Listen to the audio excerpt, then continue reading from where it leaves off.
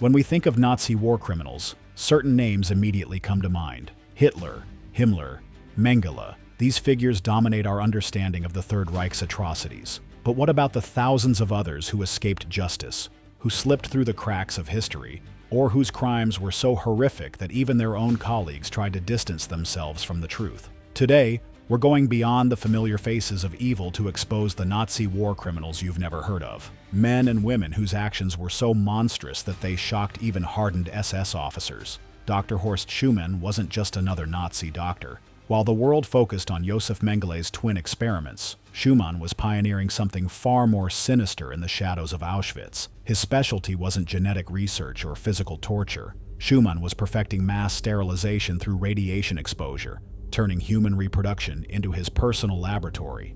Unlike Mengele, who at least maintained the pretense of scientific methodology, Schuman operated with the cold efficiency of an industrial process. He would line up hundreds of prisoners, both men and women, and expose them to massive doses of X-rays. The victims were told they were receiving medical treatment. Instead, they were being systematically rendered unable to reproduce, their bodies slowly poisoned by radiation that would cause excruciating pain for months before death. Schuman's approach was methodical and terrifyingly systematic. He would separate his victims by age, gender, and physical condition, creating different experimental groups to test various radiation dosages. Young women were subjected to concentrated X-ray exposure to their reproductive organs, often while being held down by guards who were unaware of the lethal radiation they were also being exposed to. Men were positioned in front of massive radiation machines, their bodies used as test subjects to determine the minimum dose required to cause permanent sterility.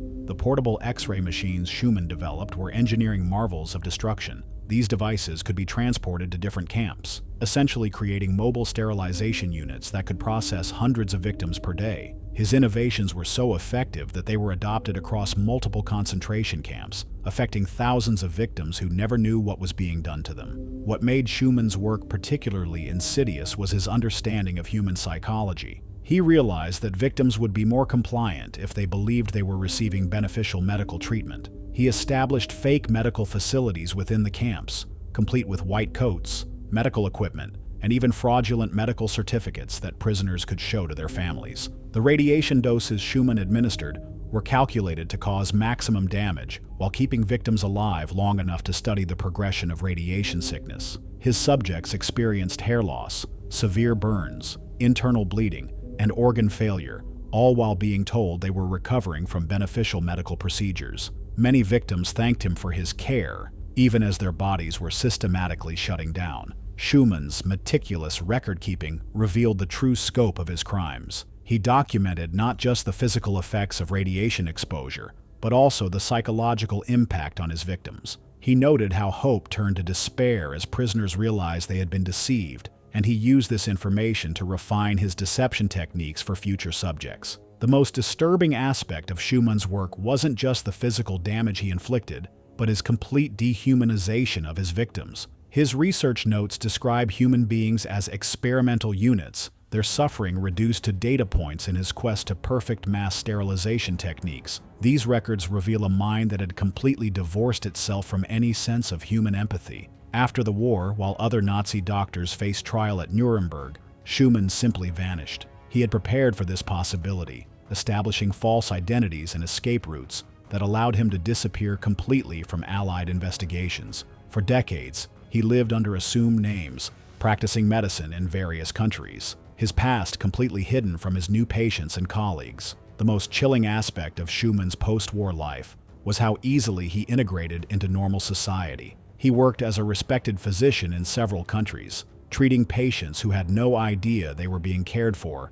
by one of history's most prolific medical criminals. His ability to maintain a facade of normalcy while harboring such a monstrous past demonstrates the frightening capacity of evil to hide in plain sight. But Schumann's story pales in comparison to what happened in the forests of Eastern Europe, where another forgotten Nazi was conducting experiments that even his superiors tried to suppress. SS Oberfurer Franz Stangle wasn't content with the industrial killing methods of the major death camps. At Treblinka, he transformed mass murder into something resembling a twisted assembly line. But it was his earlier work at Sobibor that revealed the true extent of his psychological manipulation. Stangle understood that the most efficient way to kill large numbers of people wasn't through fear, but through deception. He created elaborate facades at his camps, complete with fake railway stations, gardens, and even orchestras that played cheerful music as victims were led to their deaths. The illusion was so complete that many victims remained unaware of their fate until the final moments.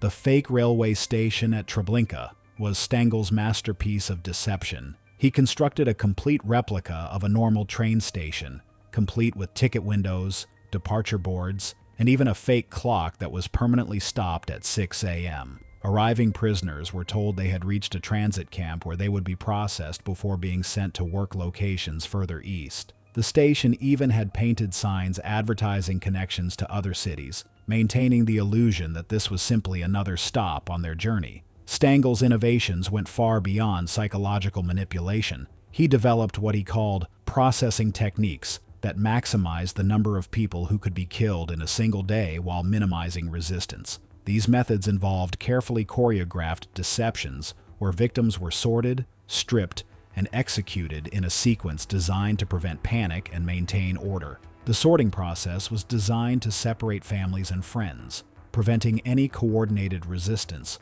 while maintaining the illusion of temporary separation. Children were told they would be reunited with their parents after processing. Elderly individuals were promised special medical care. Strong young men were informed they would be assigned to important work details. Each group was given specific instructions that seemed reasonable and even hopeful, keeping them calm and compliant. What made Stangle particularly dangerous was his ability to appear completely normal, even charming, to his subordinates and superiors. He ran his death camps like efficient businesses, complete with productivity reports and performance metrics. To him, mass murder was simply a management problem to be solved through better organization and more efficient procedures. Stangle's daily routine at Treblinka resembled that of any other business executive. He held morning meetings with department heads, reviewed production statistics, and implemented process improvements based on performance data. His office was decorated with charts and graphs showing daily processing numbers,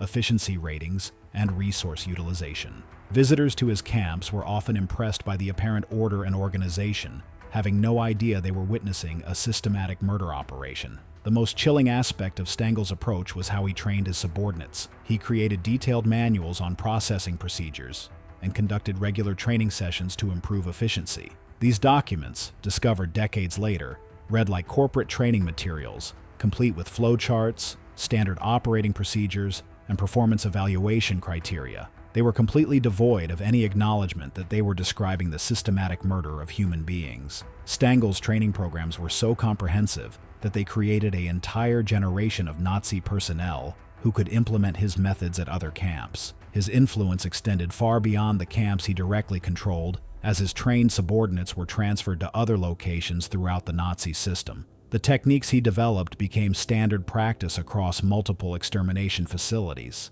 The psychological profiles Stangle developed of his subordinates revealed his understanding of how to manipulate people into participating in mass murder. He identified individuals who were ambitious, obedient, and willing to focus on technical details rather than moral implications. He promoted these individuals rapidly, creating a cadre of efficient killers who saw their work as career advancement rather than moral catastrophe. Stangle's methods were so effective that they were studied and implemented at other camps throughout the Nazi system. His approach to mass murder became a template that was copied and adapted across the entire extermination apparatus. The impact of his innovations extended far beyond the direct victims at Treblinka and Sobibor. After the war, Stangle fled to South America, where he lived openly under his real name for decades. He worked as a mechanic in Brazil, raising a family and participating in his local community as if he were any other immigrant. His neighbors had no idea they were living next to one of history's most efficient mass murderers. When Stangle was finally captured and brought to trial in the 1970s, his defense revealed the frightening banality of his evil. He claimed he had simply been doing his job, following orders, and trying to do his work as efficiently as possible. He seemed genuinely puzzled by the moral outrage his actions provoked, viewing them as technical achievements rather than crimes against humanity. Yet even Stangle's crimes seem almost conventional when compared to the horrors perpetrated by a Nazi scientist whose experiments pushed the boundaries of human suffering into previously unimaginable territory. Dr. Curt Blom represented a different kind of Nazi evil. While other doctors focused on physical torture or killing, Blom specialized in breaking the human mind through biological warfare experiments. His work at various research facilities involved deliberately infecting prisoners with diseases and then documenting their psychological deterioration as the illnesses progressed. Blom's experiments weren't random acts of cruelty. He was systematically studying how different diseases affected human behavior, decision-making, and resistance to interrogation. His goal was to develop biological weapons that could be used not just to kill enemy soldiers, but to render them psychologically incapable of fighting. The prisoners subjected to Blom's experiments endured unimaginable suffering. They were infected with typhus, cholera, plague, and other deadly diseases, then kept alive as long as possible while Blom and his team documented every aspect of their decline. The victims experienced hallucinations, delirium, and complete personality changes as the diseases ravaged their bodies and minds. What made Blom's work particularly insidious was his use of false hope as a psychological weapon. He would promise prisoners that they were participating in medical research that might save their lives, encouraging them to cooperate fully with his procedures. Many victims actually thanked him for the medical care they were receiving, even as he was systematically destroying their minds and bodies. Blom's research extended beyond individual experiments. He was developing plans for large-scale biological warfare attacks against civilian populations. His proposals included contaminating water supplies, releasing infected insects, and creating aerosol weapons that could spread disease across entire cities. The documentation of Blom's work reveals a scientist who had completely abandoned any ethical constraints. His research notes describe human suffering with the same clinical detachment used to describe laboratory animals. To him, the prisoners weren't people. They were simply test subjects providing data for his research. Perhaps most disturbing of all, Blom's work didn't end with Nazi Germany's defeat. After the war, his expertise in biological warfare made him valuable to various intelligence agencies, and much of his research was classified and incorporated into Cold War weapons programs. But even Blom's systematic approach to psychological destruction was overshadowed by the actions of a Nazi commander whose creativity in designing suffering earned him a place among history's most innovative torturers. SS Oberfurer Odilo Globachnik didn't just kill people, he redesigned the entire process of human destruction. As the architect of Operation Reinhard, the systematic extermination of Polish Jews, Globachnik created what could only be described as an industrial complex dedicated entirely to human suffering. Globachnik's innovation wasn't in the methods of killing, but in the systematic extraction of value from human beings before their deaths. He created elaborate processes for harvesting everything of potential worth from victims, from gold teeth to human hair, turning murder into a profitable enterprise that helped fund the Nazi war machine. The camps under Globach's control weren't just killing sinners, they were factories designed to maximize both suffering and profit. Victims were subjected to elaborate sorting processes, where every aspect of their bodies and possessions was cataloged and processed. The psychological torture of these procedures was deliberate, designed to break down human dignity before death, while extracting maximum economic value. Globachnik's understanding of human psychology was evident in the way he structured the extermination process. Rather than simply killing people immediately upon arrival, he created a complex system of false hope and gradual revelation that maximized psychological suffering. Victims were told they were being processed for work assignments, then gradually stripped of their possessions, their clothes, and finally, their lives in a sequence designed to prevent resistance while maintaining the illusion of survival. What set Globachnik apart was his understanding of bureaucracy as a weapon. He created complex administrative systems that made mass murder appear routine and normal to the thousands of people involved in the process. By breaking down genocide into small, seemingly mundane tasks, he made it possible for ordinary people to participate in extraordinary evil without fully comprehending their role. The bureaucratic machinery Globachnik established was incredibly sophisticated. He created separate departments for transportation, processing, sorting, storage, and disposal, each with its own administrative hierarchy and performance metrics. Workers in each department could focus on their specific tasks without having to confront the overall purpose of their work. A clerk processing transportation schedules didn't have to think about where the trains were going. A worker sorting clothing didn't have to consider who had worn it. Globachnik's camps processed over 1.5 million people, but his influence extended far beyond the direct victims. He created training programs that spread his methods throughout the Nazi system, essentially franchising his approach to mass murder. SS officers who learned his techniques were transferred to other camps, carrying his innovations to new locations across occupied Europe. The training programs Globachnik developed were comprehensive courses in industrial murder. New personnel received detailed instruction in crowd control, deception techniques, sorting procedures, and disposal methods. They learned how to maintain the illusion of routine processing while implementing systematic killing. Most importantly, they learned how to compartmentalize their work so that they could participate in mass murder without having to acknowledge what they were doing.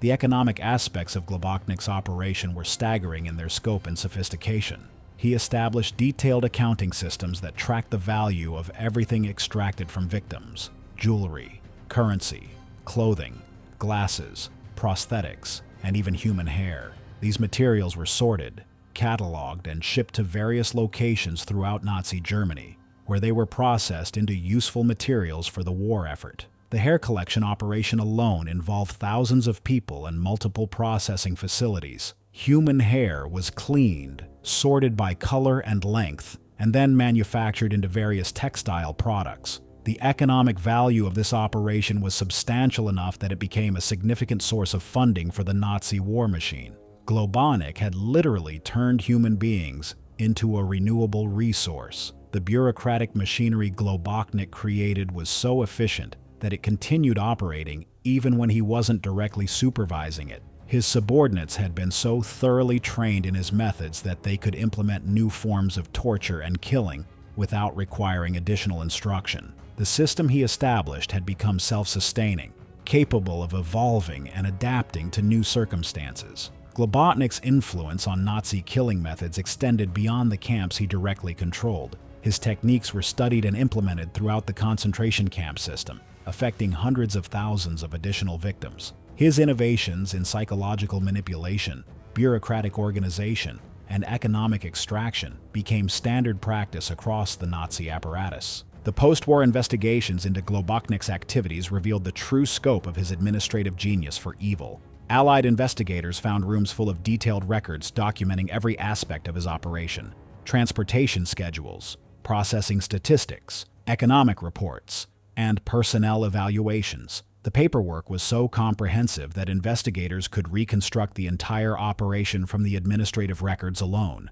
After the war, Globachnik was captured by British forces, but he managed to take his own life before he could be put on trial. His death robbed historians of the opportunity to fully understand the mindset behind his systematic approach to human destruction. However, the administrative systems he created and the techniques he developed continued to influence understanding of how bureaucratic structures can be used to implement genocide. Yet Globachnik's bureaucratic approach to genocide seems almost straightforward when compared to the psychological manipulations employed by a Nazi administrator whose understanding of human nature allowed him to turn victims into accomplices in their own destruction. Chernyakov wasn't technically a Nazi, but his role as chairman of the Warsaw Ghetto's Jewish Council made him one of the most effective instruments of Nazi policy. What makes Chernyakov's story so disturbing isn't what he did, but how the Nazis used his genuine desire to help his people as a weapon against them. The Nazis understood that direct oppression often generates resistance,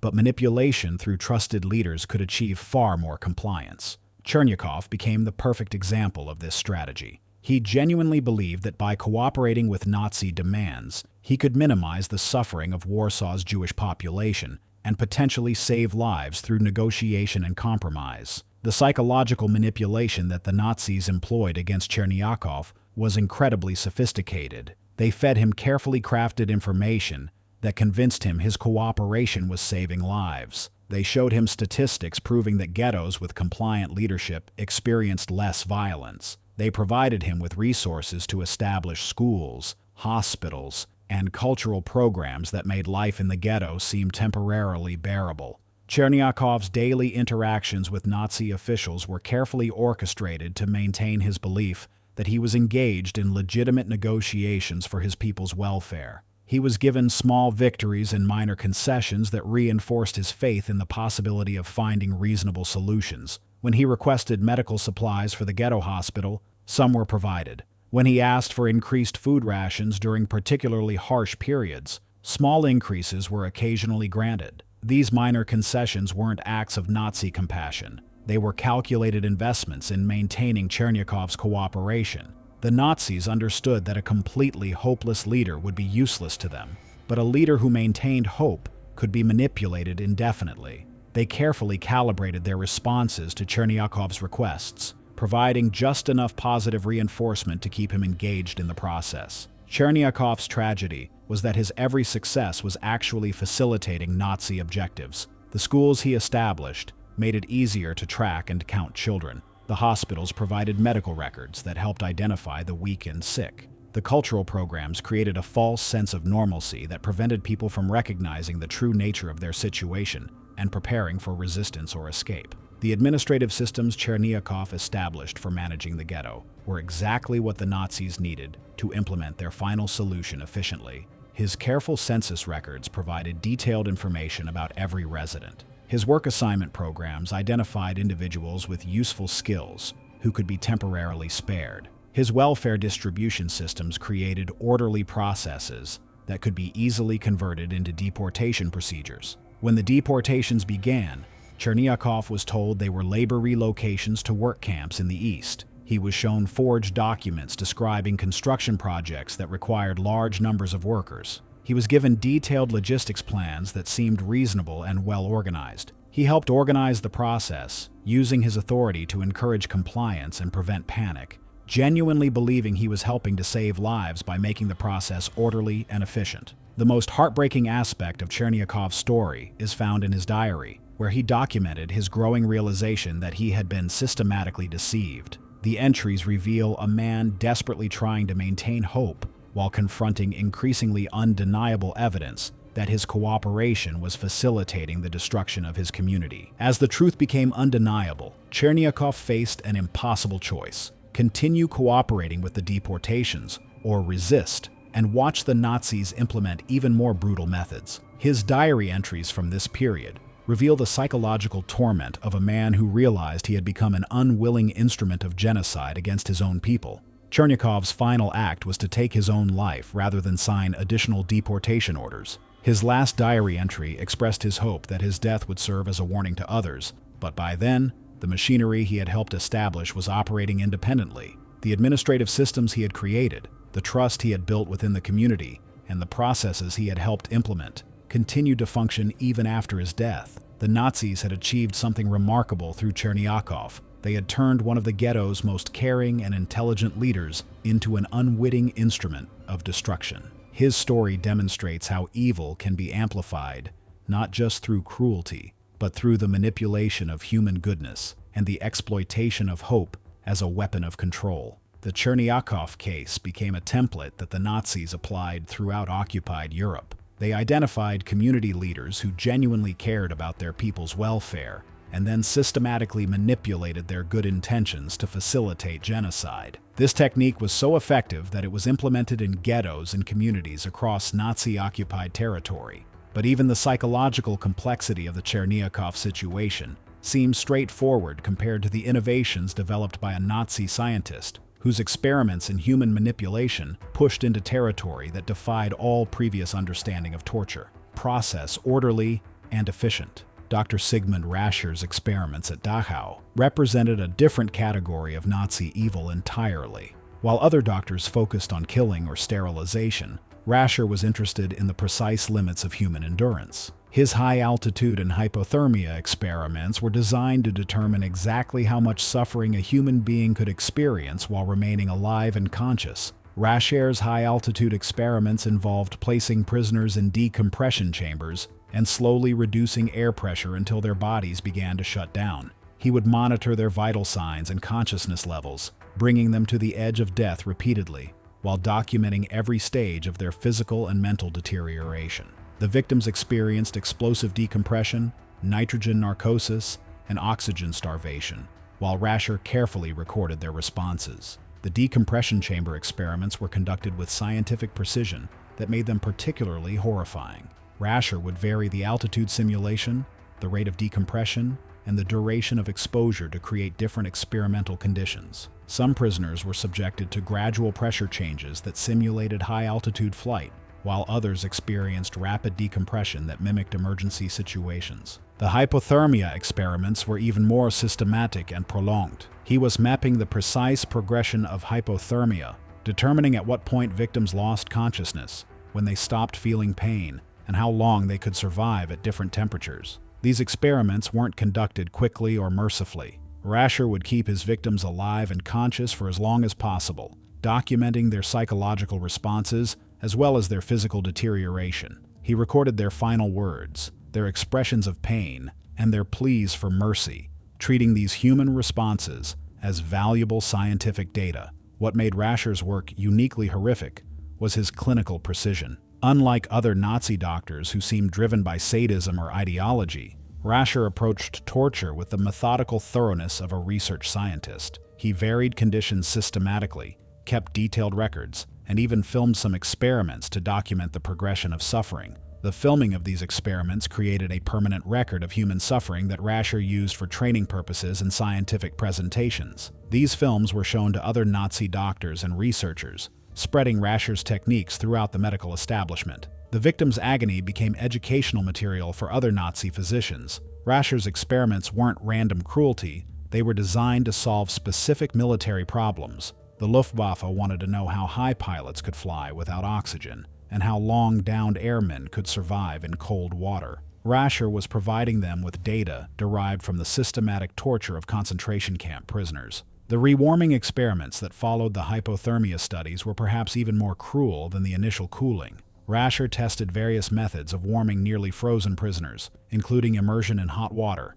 exposure to heat lamps, and even forcing hypothermic victims to have physical contact with warm bodies. These rewarming procedures were often more painful than the initial freezing. The victims of Rasher's experiments experienced prolonged agony that was carefully calibrated to extract maximum information while keeping them alive as long as possible. They were repeatedly brought to the edge of death and then revived, only to be subjected to additional torture, as Rasher refined his understanding of human limits. The psychological impact of Rasher's experiments extended beyond the physical suffering.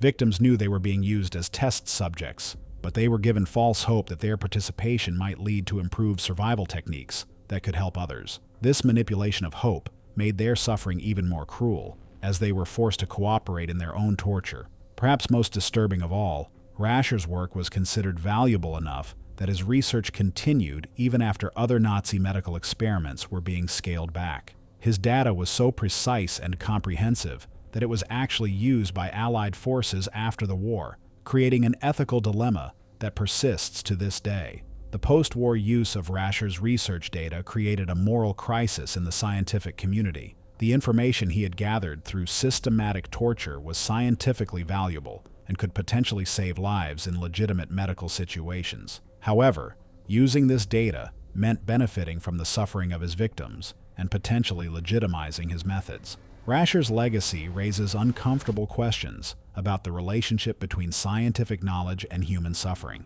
His experiments produced real data that could potentially save lives, but at a cost in human agony that defies moral calculation. The dilemma of whether to use knowledge gained through evil means continues to challenge medical ethics today. Yet even Rasher's systematic approach to torture pales before the innovations of a Nazi administrator, whose understanding of human psychology allowed him to create forms of suffering that required no physical violence at all. Herbert Bach never set foot in a concentration camp, never personally killed anyone, and maintained the appearance of a respectable government administrator throughout his career. Yet his hunger plan for Eastern Europe was designed to cause the deaths of over 30 million people through systematic starvation. Bach understood that starvation was a weapon that could be deployed with bureaucratic efficiency. Unlike bullets or gas chambers, hunger required no special equipment, no trained personnel, and no transportation infrastructure. It simply required the systematic removal of food from targeted populations.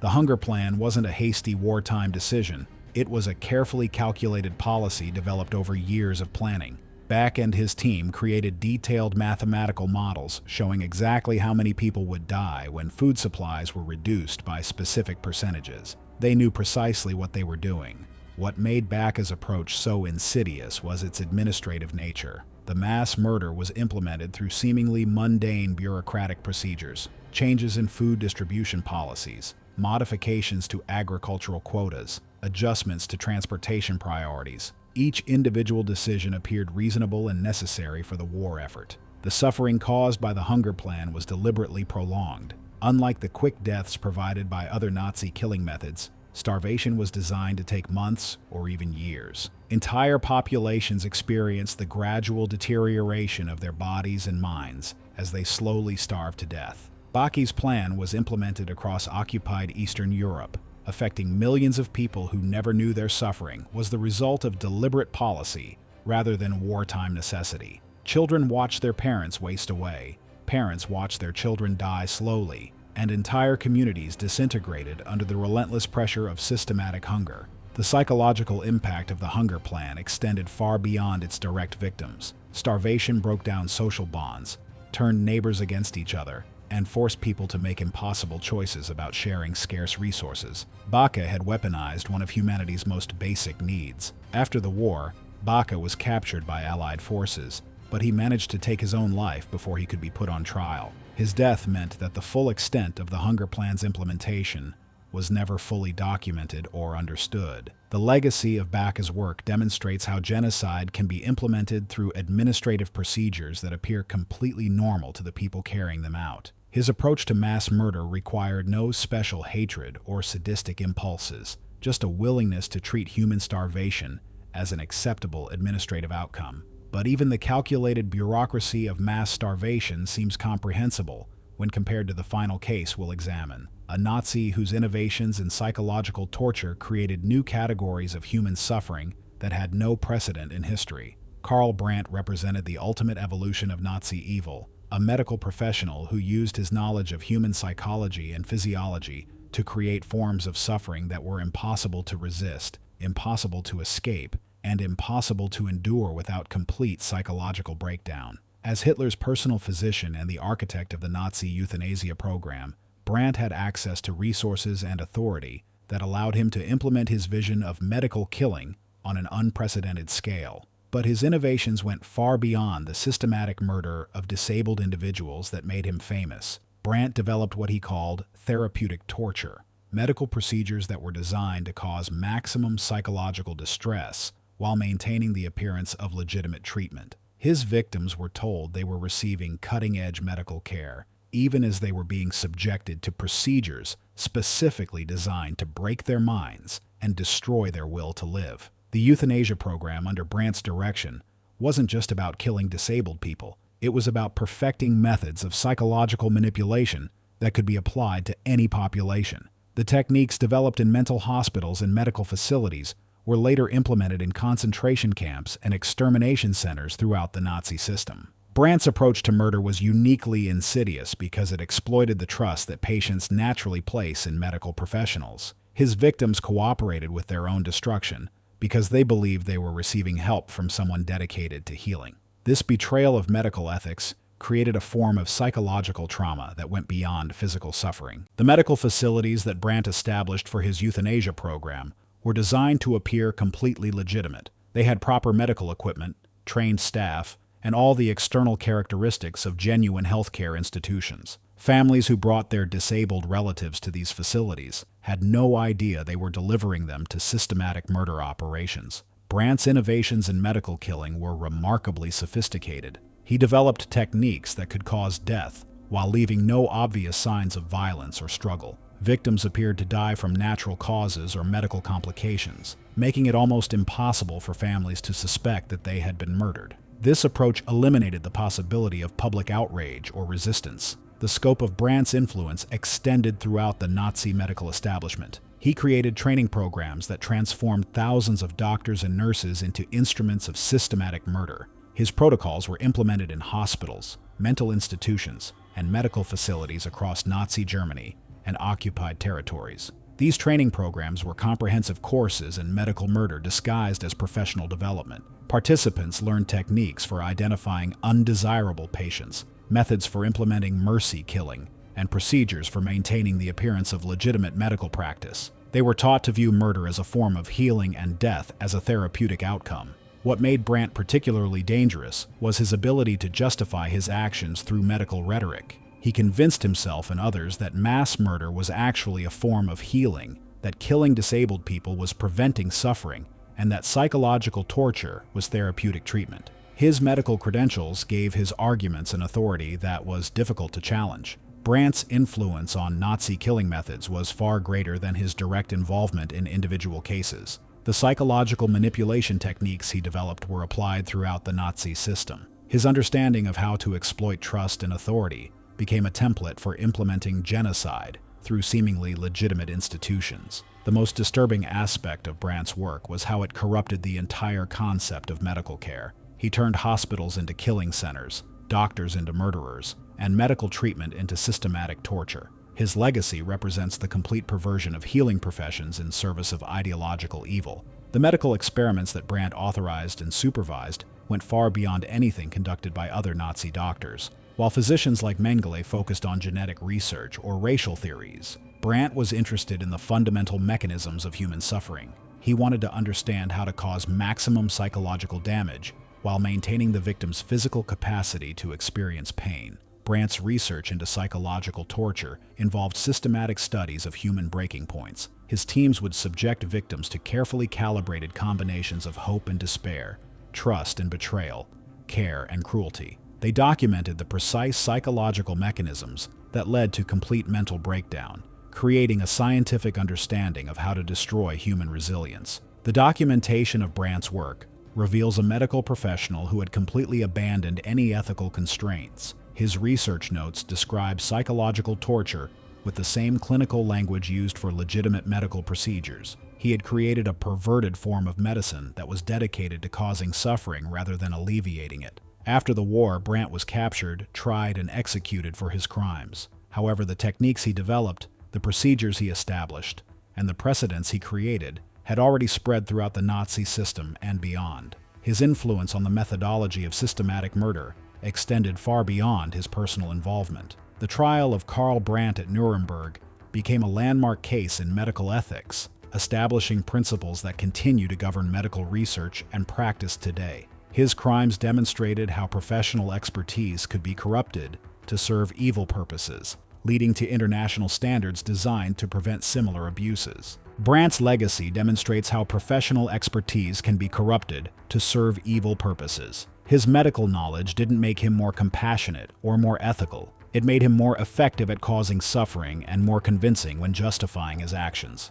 His story serves as a permanent warning about the potential for healing professions to be perverted in service of ideological evil. The story of Karl Brandt and the other forgotten Nazis we've examined today reveals a disturbing truth about human nature. Evil doesn't require exceptional cruelty or unusual sadism. It simply requires ordinary people with specialized knowledge who are willing to use their skills in service of inhuman objectives. These forgotten architects of genocide operated in the shadows of history, eclipsed by the notorious figures spotlighted at the Nuremberg trials. Yet their contributions to the machinery of mass murder, psychological manipulation, and bureaucratic oppression were no less significant, and in many ways more enduring. Their innovations helped make genocide more efficient, more deceptive, and far more difficult to resist. Dr. Horst Schumann's mobile sterilization units were not only tools of mutilation, they were prototypes for future population control. His experiments with X-ray sterilization destroyed the reproductive capacity of thousands in Nazi camps, and later informed policy discussions on eugenics and military research into biological warfare, long after the Reich had fallen. Franz Stangel's psychological tactics at Treblinka and Sobibor transformed the process of extermination. By weaponizing hope and crafting carefully choreographed illusions of safety and relocation,